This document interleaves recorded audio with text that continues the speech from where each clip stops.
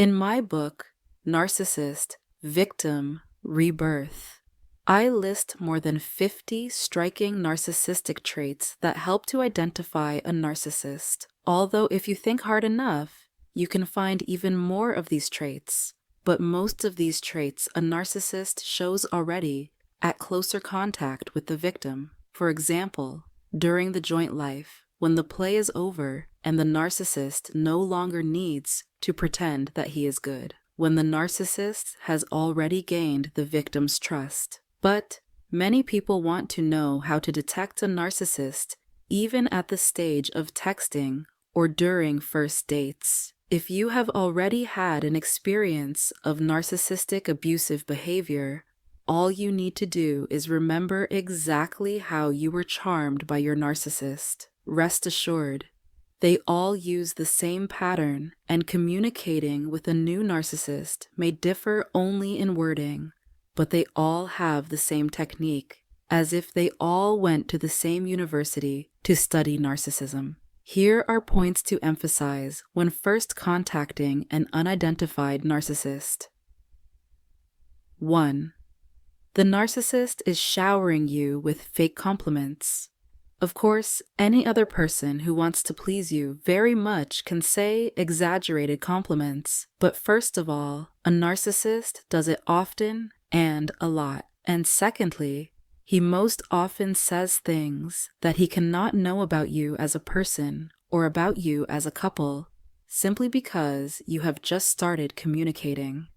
And from the outside, a person familiar with the topic of narcissistic abusive behavior will recognize these phrases as flattery.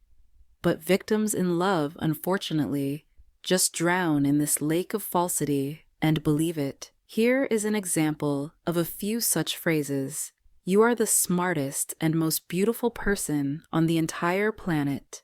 I'm sure you have an IQ higher than all the Nobel laureates combined. Your beauty outshines even the stars in the sky.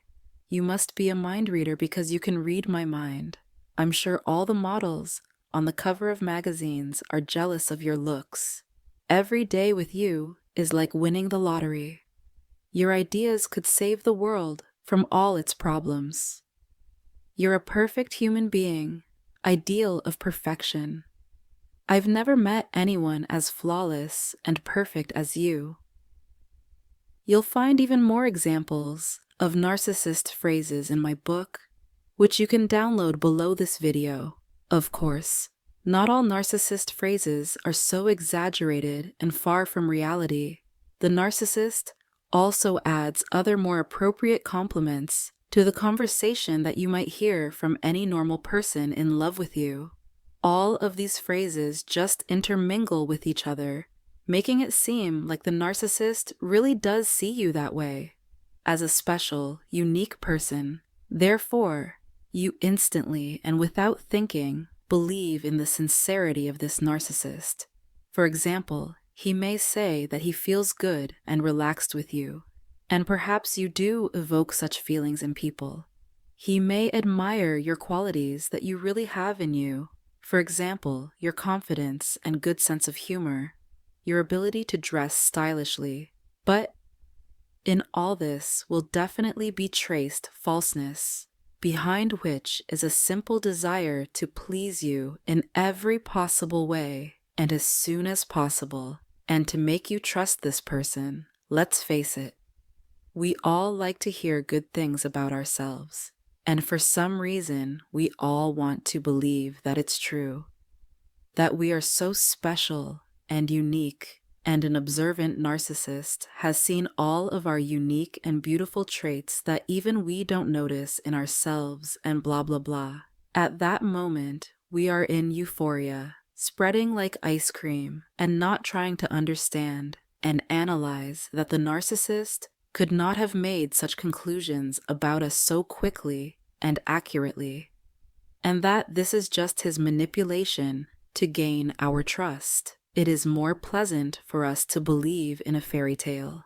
This is especially true for women, because women are finely sensitive beings who love with their ears. This is why women are much more likely to fall victim to narcissistic abusive behavior, especially those women who have well-developed empathy. 2.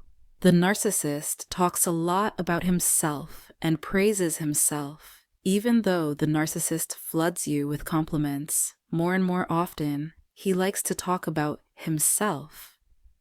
And almost any topic of conversation with a narcissist boils down to him starting to praise himself. This is similar to the way male birds spread their tail and feathers in front of females. Although a narcissist can be either a man or a woman, and even a child who then grows into an adult narcissist.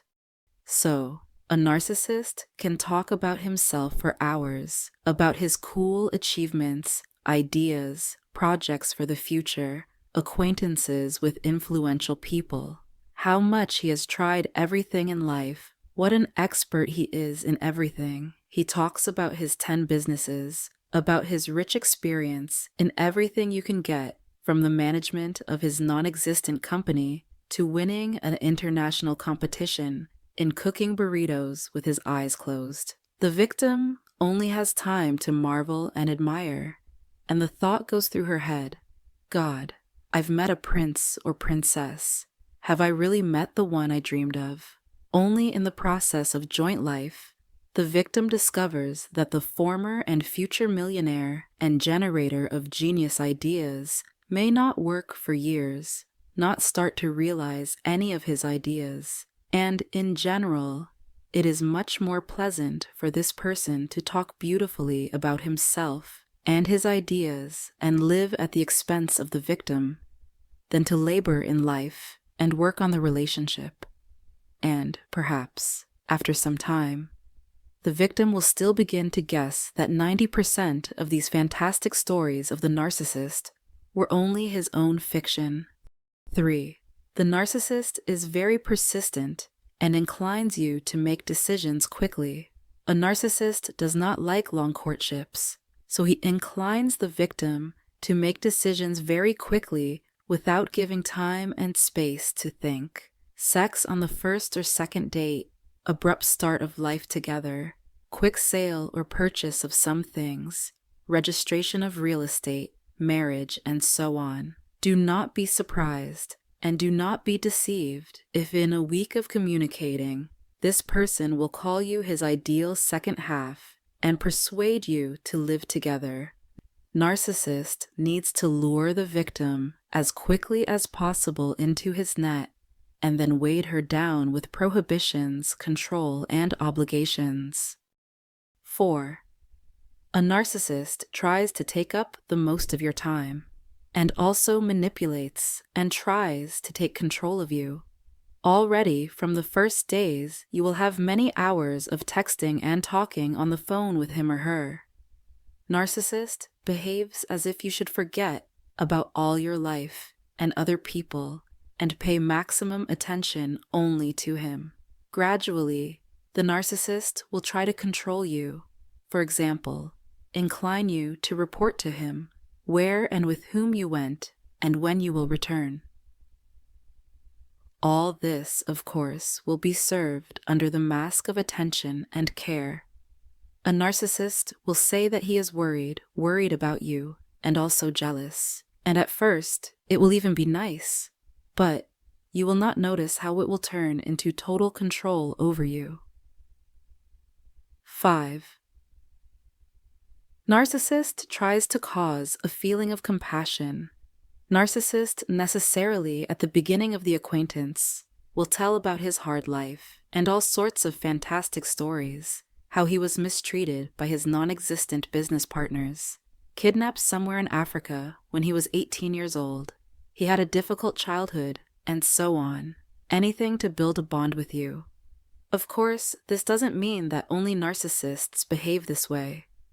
When you get close to a person, and he feels that he can trust you, he can talk about his real difficulties in life, and how he dealt with them. But with narcissists, it's just part of the show. And what I've noticed in my experience is that when a person has or had a really difficult life, you can see it. You can see it in his behavior, manner of speech, or his appearance, in his eyes. The narcissists I encountered told heartbreaking stories, but somewhere in the back of my mind, there was a strange feeling that the person was somehow too cheerful, healthy, and good-looking for someone who had been through so much.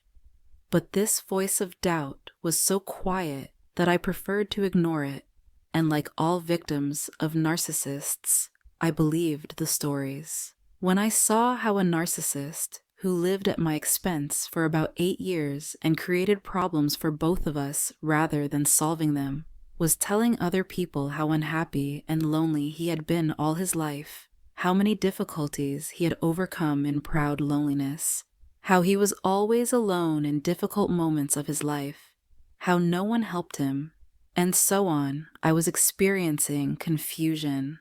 This whole spectacle called the narcissist and his difficult life became obvious to me. I advise you to look at all these 5 signs in combination rather than individually to accurately recognize a narcissist. If you want to learn more about the narcissist's performance and the difficulties of living with such people with real examples, download my book, Narcissist, Victim, Rebirth.